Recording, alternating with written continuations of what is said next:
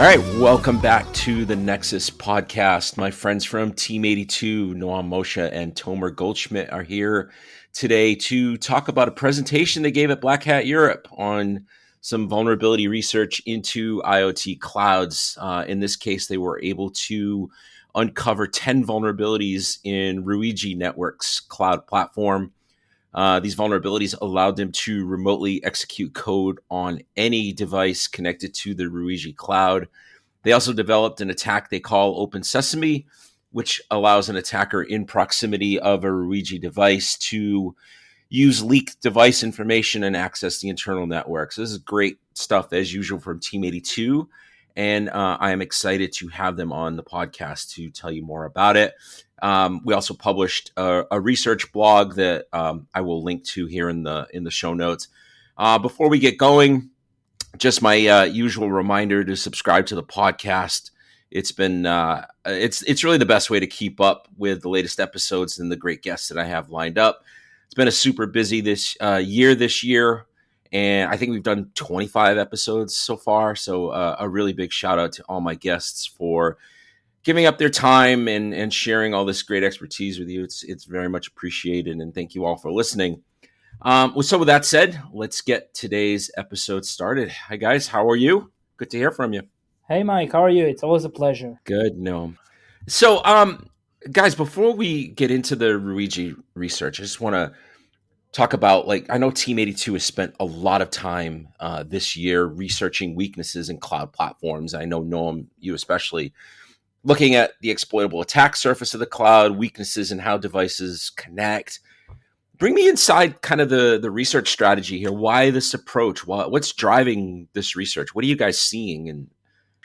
Yeah, it's true. I think one of the things that we try and focus the most is relevant attack scenario and attack surface for users, organization all around the world.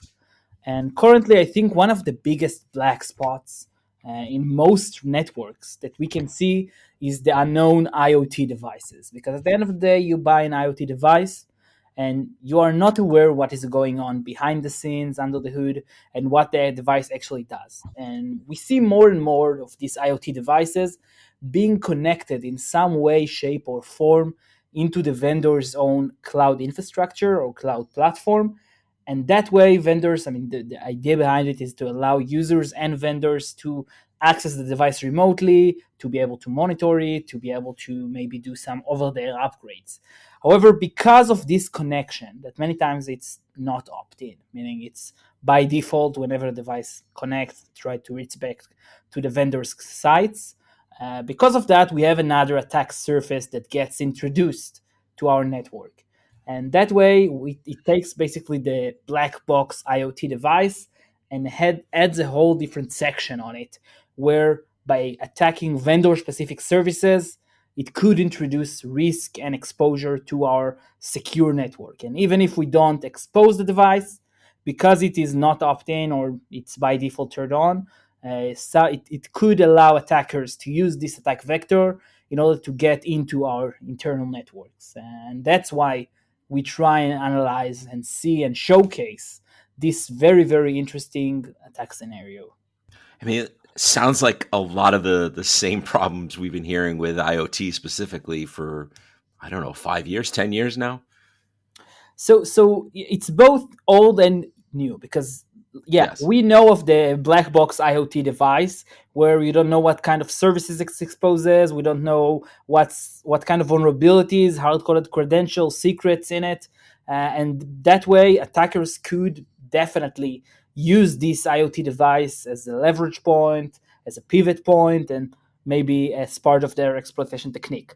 However, This is the old. The new, which once again, it's not new, like a lot of people are starting to notice and do research on, is the way that even if this device is not exposed directly, meaning we do not allow this device to be exposed on the internet and everyone to be able to map it, access it, no matter where they are in the world, because of this connectivity between the device and different services in the internet, which once again, it's not a way for the device to be exposed. It's not an open port, but instead it's the device that makes the connection to the cloud platform of the vendor. because of that, we have a lot of inherent risk that is even more substantial than simply an outdated or a vulnerable service. Uh, Tomer, are you seeing? Are you, or both of you can answer this? Are you seeing common vulnerabilities or common weaknesses in these IoT clouds? And if so, what are they? Are there common configuration problems or vulnerabilities that aren't addressed? Well, there is a certain duality with regards to the platforms. And, well, you have this kind of platform or service that is in both ways. It serves the device and also the consumer that is owning that device. So for one side of the research scope, you can see web stuff and vulnerabilities that you may find on a web service or a web platform that provides interconnection to the device for the owner of the device. And on the other side, you can see all sorts of misconfigurations and vulnerabilities that are inherent to the architecture that is used with these kinds of services. So there is a certain duality in regard Mm-hmm. to the different types of vulnerability. I mean, there is a large scope of vulnerability classes that you can try to find in these areas. And no, is there a root cause here to these vulnerabilities? Is it kind of like a rush to market for some of these products, or do the form factors just not support authentication or encryption or whatever it might be? So I don't think it's a rush to market, but instead it's more of lack of awareness. And let me explain. You see, I believe that when we're talking about IoT vendors, however, almost any vendor out there, the term of user authentication and proper secure user authentication is not a new term.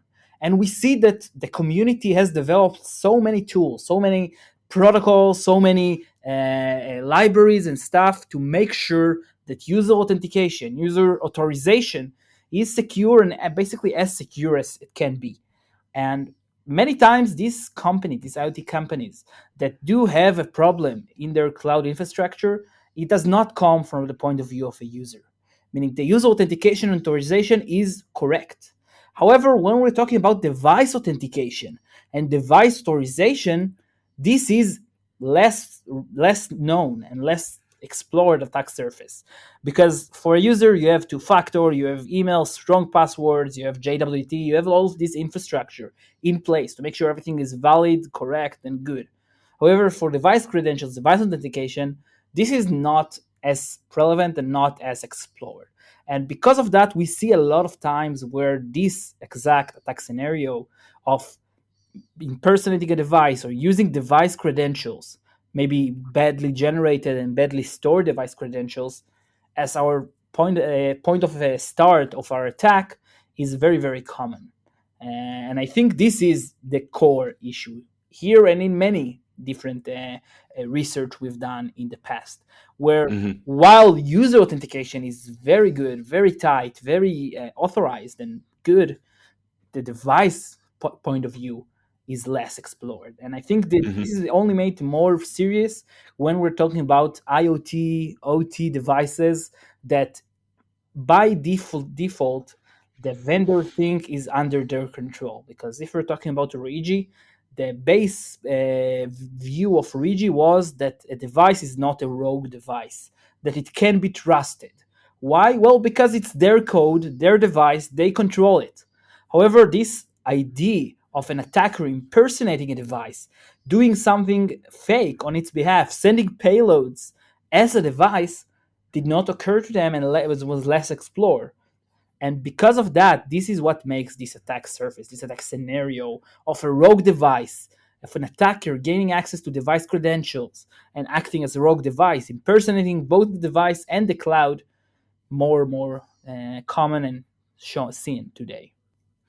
All right, so that's a good place to kind of just start talking about the new research. And Tomer, maybe if you wanted to start, just kind of tell the audience a little bit about Ruijie as a company, why they were a good research target, and maybe what some of your goals were going in as you started to look at their cloud and the devices. So Ruijie is a vendor of network appliances, and they provide solutions for networking in all sorts of settings, commercially available.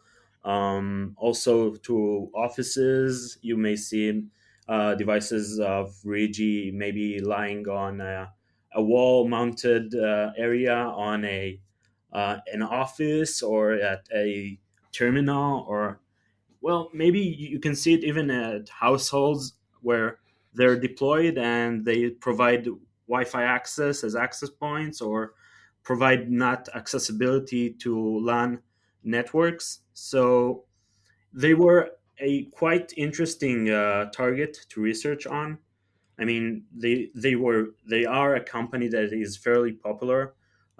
Here at Tel Aviv and Israel, we can see those devices like sitting in a lot of places. So it was quite natural for us to start our investigation towards this kind of devices because of their actual relevance to our lives, to their impact if we would be able to find actual vulnerabilities in. So, yeah, I mean, the impact is one critical aspect with regards to picking our target for research. So, I guess this was one of the um, main things that led us to go to that direction of Ruijie.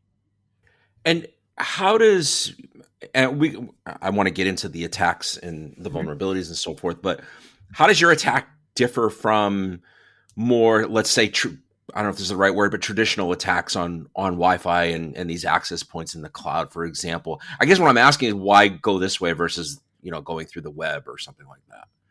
Okay, so um, if I understood you correctly, then um, when we're talking about, let's say, for instance, a regular device that is on a regular network, we usually take the attack surface that is, as you said and stated, the web service, which is usually exposed to the LAN.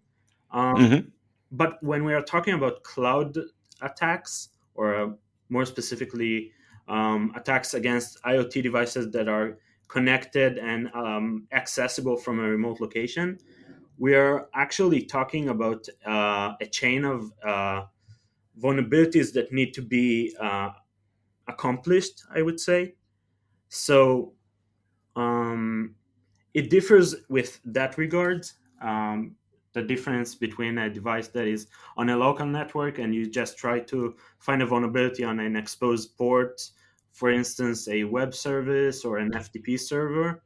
Well, in our case, when you're targeting a device that is exposed on a local network that you aren't actually in it, then the cloud infrastructure becomes the main bridge between you and the target you're trying to interact with. So, and actually, to the point of the difference between this kind of attack to other kinds of attack against devices on the cloud platforms, well, I guess the main point of difference is that, or maybe you know what, the architecture that is used on cloud infrastructure might be different and has some similarities between one another, but every time the architecture is a little bit different. So I guess every time we go and try to take a cloud infrastructure that is related to a device, it's a little bit different. So for instance, here it was the MQTT PubSub protocol that was used Hmm. to be able to interact with devices. The interaction between devices and the cloud infrastructure was using a cloud MQTT broker. And yeah, so you may see these kinds of protocols all around platforms of cloud, but they are mainly deployed in a different way. So it's always refreshing to watch another kind of architecture. And so, no, maybe you could take me through some of the risks involved here, because I mean, I'm picturing this as kind of an entry point to a deeper attack, correct? And maybe you could describe kind of what type of attacker would use this technique? Is this an advanced attack, or like how much pre-existing knowledge do you need to pull this off? So we're talking about a bigger operation attack because, Mm, like Tomer told you before, like this is not the usual suspect. If we're talking about an IoT device, usually attackers would target internet exposed devices that for some reason whatsoever, it could be misconfiguration, it could be bad security posture, it could be for a legitimate reason. However, for some reason, it is an exposed device that exposes its services into the internet. However, here we are talking about a different attack scenario of attacking devices that are not directly exposed to the internet. And just this fact alone makes this attack more sophisticated than simply searching for a 0 day or even a 1 day on an IoT device and then exploiting it on whatever is coming up and exposed in the internet using whatever internet searching platform we choose. It could be Shodan, Sensis, whatever. However, here we are talking about attacking devices that are not exposed. And this immediately makes this attack scenario a little bit on a higher level. Yeah, multiple stage operation. Exactly. mhm. Like we are talking about an attacker first researching the platform, the Ruijie Reyee OS of devices. It could be mainly routers and access points. However, the main feature here is that while it does offer some kind of control services like HTTP or SSH, the main selling point here is the cloud connectivity and cloud feature, basically allowing sysadmins or whatever whoever manages these devices to control them through the cloud. And because of that, like to start this attack, we need to research the device and also go into the cloud infrastructure of Ruijie and find vulnerabilities in these two realms together. So we are talking about a bit of a higher level or cost to entry. So I really like it if you both could take me through some of the details of your research from a higher level, because there's a lot of moving parts. There's a lot of complexity here. You ended up finding 10 vulnerabilities, able to chain some of them to pull off the attack that you developed. Maybe you could kind of just from a high level, go through some of the research. Perfect. So I think the first step in our attack is to be able to generate valid device credentials, which is indeed like the first issue or vulnerability in the chain of vulnerability we exploited. We discovered that Ruijie, like many IoT vendors, relied on bad identifier as their security credentials. So in the case of switches or routers, it could be serial numbers and it could be MAC addresses. And by actually being able to generate valid device credentials from knowing something that is not secret, like a device serial number, this is the first issue. Like, for example, if you go on the internet or on YouTube and search for Ruijie device unboxing or Ruijie device setup, you'll see dozens of people showcasing their new device. And usually, what they'll do is to showcase the actual physical device and they'll flip it over. And usually, in IoT devices, on the back of the device, there is always a label telling the user what kind of hardware identifiers this device has, meaning what is the serial number, what is the MAC.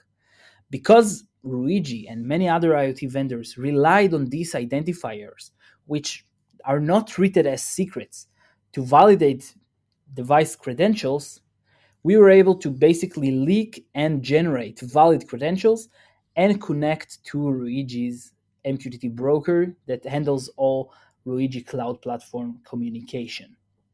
After that, we exploited another chain of vulnerabilities that allowed us to actually impersonate from a valid user account, from a valid device account, to impersonate Ruijie's cloud itself. And we were able to send a message on behalf of the cloud. Then all that's left to do is to invoke legitimate functionality that enables Ruijie Cloud to manage and control devices, which once again it's legitimate. This is the main purpose of this cloud platform, that to enable users to control their devices from the cloud, no matter where they are in the world. Because we were able to impersonate the cloud, we were able to to actually send commands to devices, which basically gave us full control, full RCE capabilities on all cloud-enabled devices.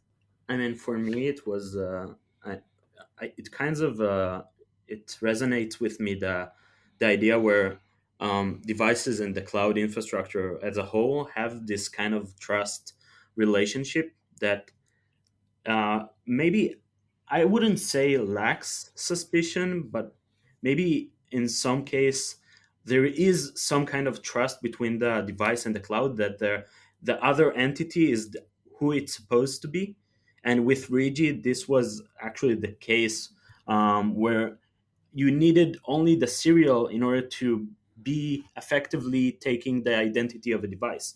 So, like Noam said, and then you can also do some intricate stuff with regards to the cloud communication with other devices. So, the whole relationship between device and cloud infrastructure is actually very prone and very risky turf, I would say.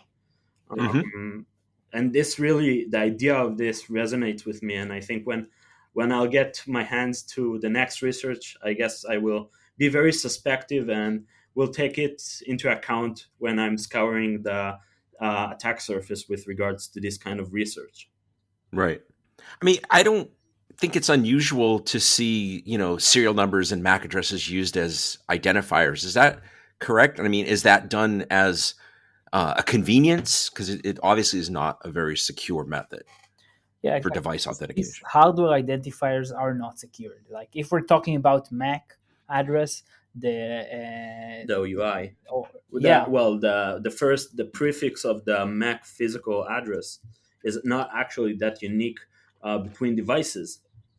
So yeah, exactly. And basically, using on this easily guessable, many times leaked identifiers is bad security practice. And yeah, it is a common problem that we see a lot of IoT vendors do. However, it comes once again, into the previous statement that actual device authentication that are secure is way harder than user authentication, because the device has no email, it has no phone to do OTP, and in some way, shape, or form, the vendors still need to validate and authenticate these devices. And I think Tomer earlier you mentioned the messaging protocol at play here, MQTT. Mhm. Um, what was key about finding that protocol and exploiting the weaknesses that you found there? I mean, I think that one of the misconfigurations with the broker, or with the protocol that it was implemented in Ruijie's interface, um, what was key, in my opinion, was the actually we could, well, you may say, log all the serial numbers out of the interactions between the agents spread all over devices all around the world and the broker of the cloud infrastructure.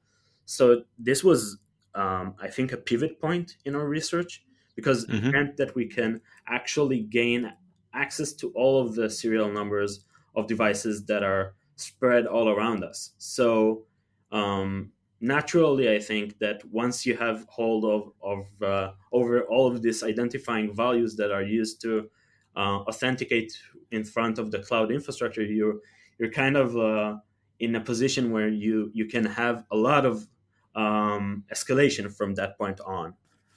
And I think another thing that sticks out to me throughout this research, there's a lot of key information leaking in these messages beyond the serial numbers that you guys were able to leverage. Is that correct?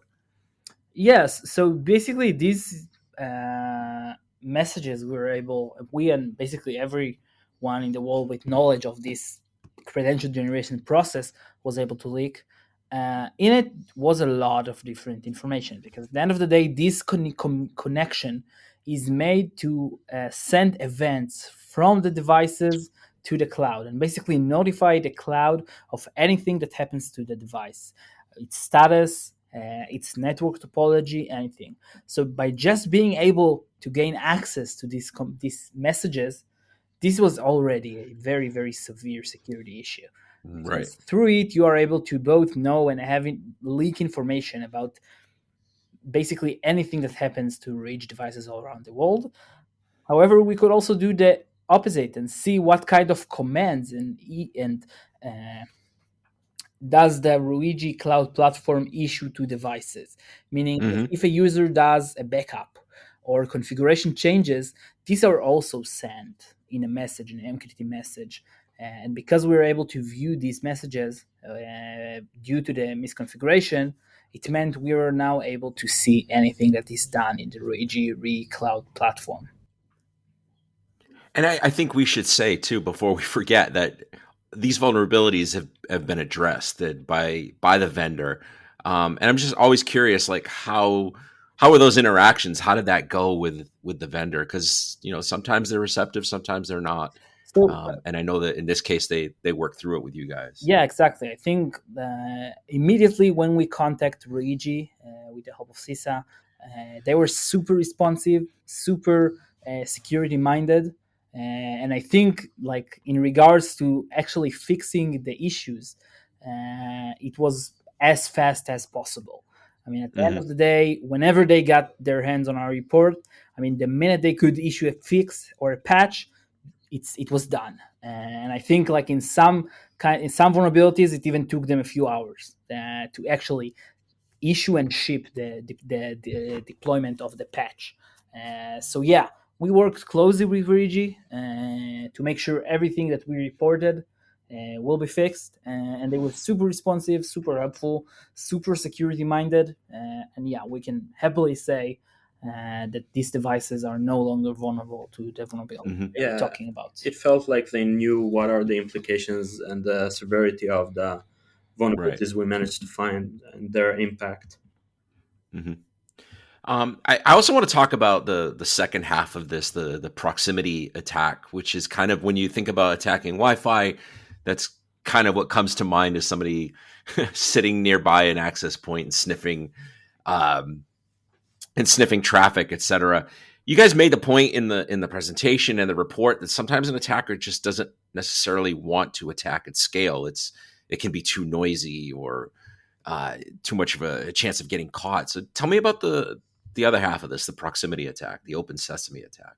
Yeah, so there this kind of methodology where an attacker doesn't want to actually do a mass scale attack on all devices and pinpoint the attack against one specific device is actually an attack that could happen with, I guess, specificity of the victim as a target. So not it's not just that this attack could happen. It also has a name where like a drive-by attack could actually happen and is actually a viable attack scenario. So when we figured that the actual beacons that are sent in broadcast from the device contain the serial number, we were like, okay, so anyone can just happily take these captures of the network beacons and just using these vulnerabilities that I would say that the difficulty of exploitation and the severity and the impact that relates to this exploitation attempt could just infiltrate those networks. So, for instance, an attacker could just go near a office building or maybe go in a floor and try to sniff the network, and suddenly you've got an attacker lying in your network without even noticing that it sits on the device that provides you with Wi-Fi network access. So this specific scenario that is really really also interesting and also very scary, I would say. And the risks are pretty similar. I mean, access to the internal network and, from there, a larger attack, correct? Yeah, I mean, we all use Wi-Fi networks all around us. I mean, I would be very um, I wouldn't like somebody to be on my access point in my home or in my office when I don't know, I write my documents or my research reports that is, I would say, sensitive in some way. No, just to go back to the fix for a second. How extensive do you think this fix was? It wasn't necessarily an overhaul of things, correct? So it was both. I mean, at the end of the day, we discovered both like specific pinpoint vulnerabilities in specific sections of code. However, we also discovered bigger architectural flaws. So I would say these fixes that Ruijie issued are composed of both. Both changing their security posture from an architecture point of view, meaning how do we authenticate, how do we validate connections, and both in like specific pinpoint locations where we discovered security flaws. And at the end of the day, like architecture flaws and architecture changes are taking more time because you need to make sure everything is correct. You need to build everything good. However, both were made.